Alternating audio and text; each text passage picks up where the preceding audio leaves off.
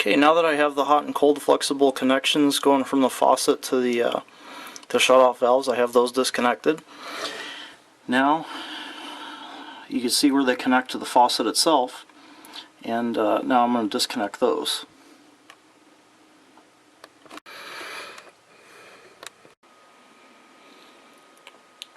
Okay, now I'm up top. The faucet is loose.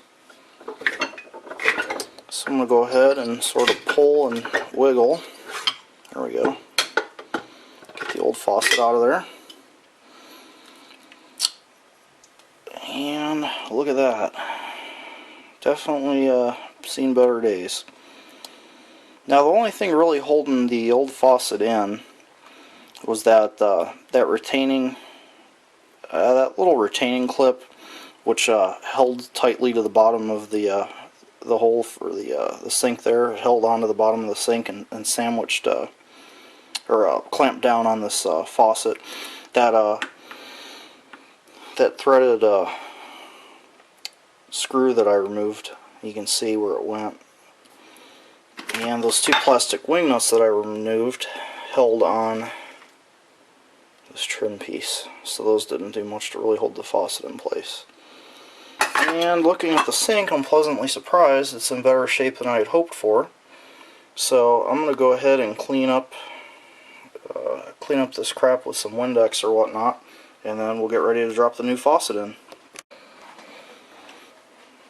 Okay, I got these holes cleaned up, and just for some comparison here, I have the old faucet propped up here in the garbage disposal.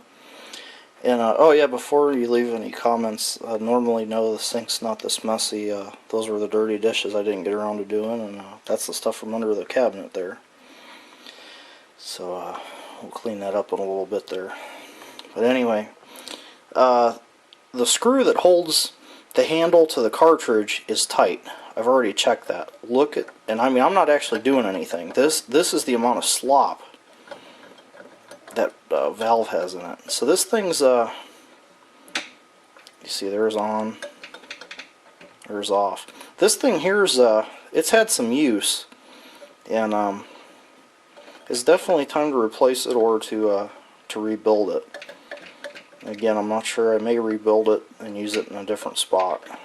Man, that's pretty wore though. I think we definitely got our money's worth out of it. Okay, there's two different ways this new faucet can be mounted. There's the center mount style. I believe that's what it's called. That's if you only have one hole in your sink, and it gives kind of a cleaner look. But we have the 3-hole sink here, and this is what is called a deck mount. And here's the deck mount adapter, and it's just like the old one. It has a styrofoam gasket on it. The instructions indicate if the sink surface is not fairly flush that you should use some silicone, but I think we'll be okay with this. And we're just going to set it down in there, and eventually that will be secured with these plastic lock nuts. But it looks like first we need to thread the new faucet down in the hole. Okay, here's our new faucet assembly. Has the tubing attached. I'm going to go ahead and feed this down into the sink. Actually, I messed up, everybody. Got to put this trim plate on first. Getting ahead of myself. Okay, trim plate's on. There we go. That's better. Go ahead and feed this down.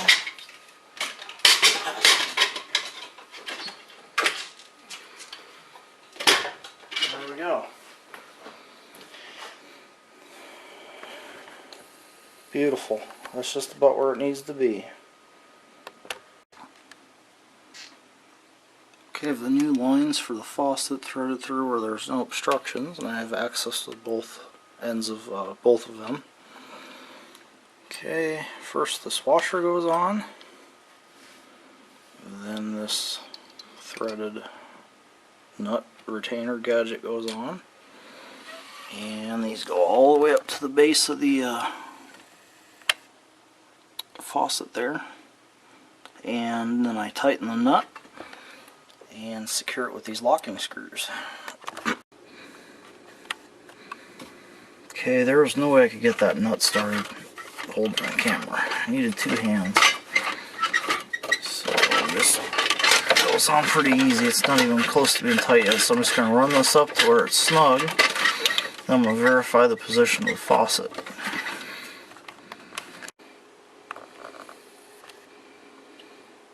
Okay, the faucet is in the off position, and on this faucet, when you put it to the off position, it self-centers itself. And I'm just making sure that looks fairly straight. There's not a whole lot you could do as far as movement goes. It's just a hair.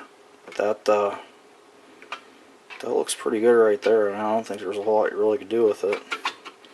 And this will tighten up when I tighten that nut down.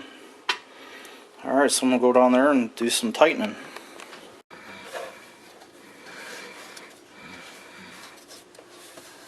Okay, I don't think you have to go crazy on this guy. It's torqued it tight. Let's see if I get a little bit more on it. Again, it's kind of hard to do holding the camera. That's about all I can get.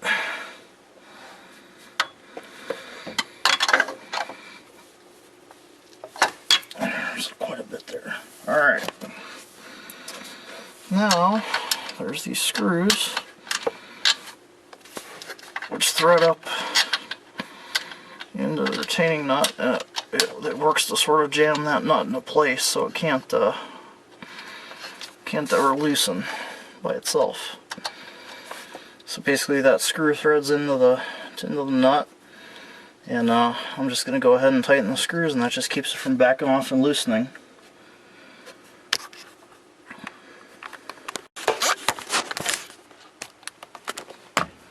And before I tighten those screws, just going to go ahead and grip onto this nut and just give it a little final snug.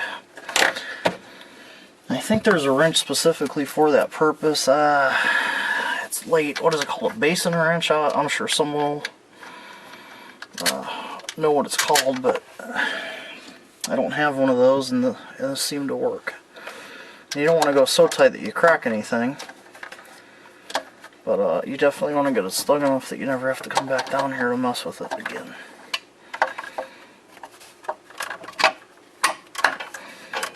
And tighten that screw. I'm going to go ahead and put in the other one, snug it up, and start making some, well, actually I still need to put the these jam nuts on for the trim plate there. Okay, next thing we're going to do is some threading. We're going to go ahead and thread the hose. We're going to go ahead and thread the hose down through the faucet here, and we want to thread down the smooth end.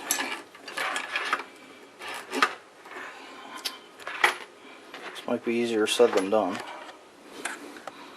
Okay, I got it threaded down. It just took two hands.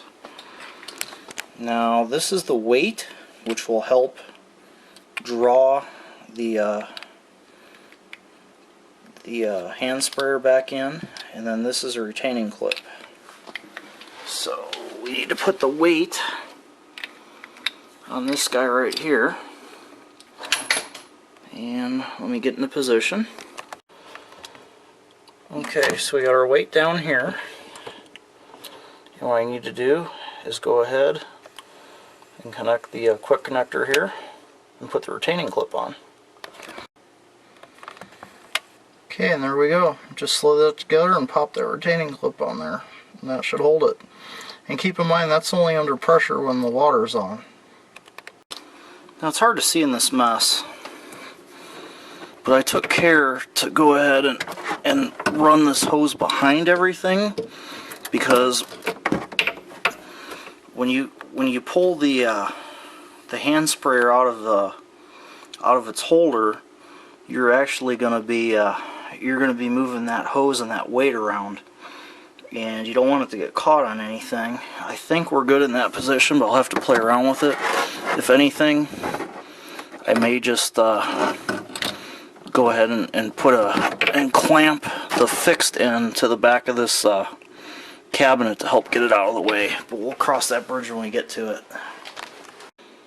Okay, here we go. We just need to tighten our connection to from the hose to the hand sprayer here. I'm going to do this with 2 hands. Okay, I went ahead and tightened the fittings on the hot and the cold, and I just went with the factory hoses. I didn't cut them to length or anything.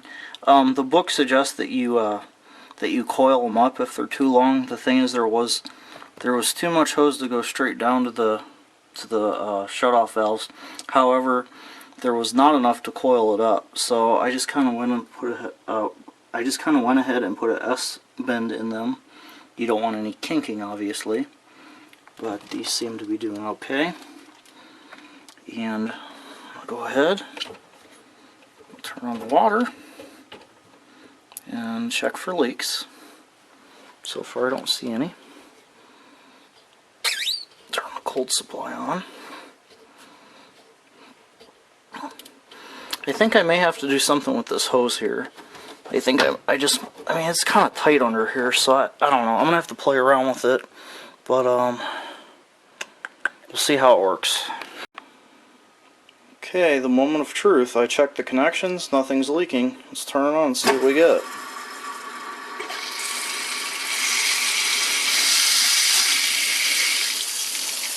There we go. It's actually got a nice little stream to it.